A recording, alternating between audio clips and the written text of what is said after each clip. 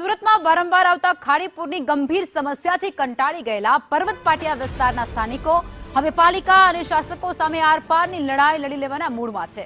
છેલ્લા 25 દિવસમાં જ ત્રણ વખત ખાડીના પાણી પોતાના ઘરમાં ઘૂસ્યા છે અને જેને લઈ 15 થી વધુ સોસાયટીઓના રહીશો એકઠા થયા, જન આંદોલન સમિતિની રચના કરી અને મોડી રાત સુધી બેઠક યોજી આંદોલનની રણનીતિ ઘડી।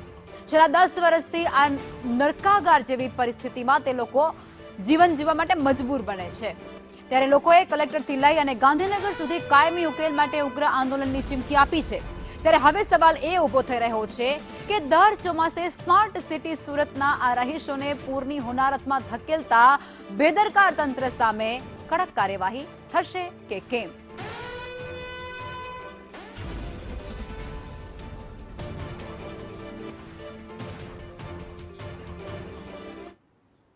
રાજકોટની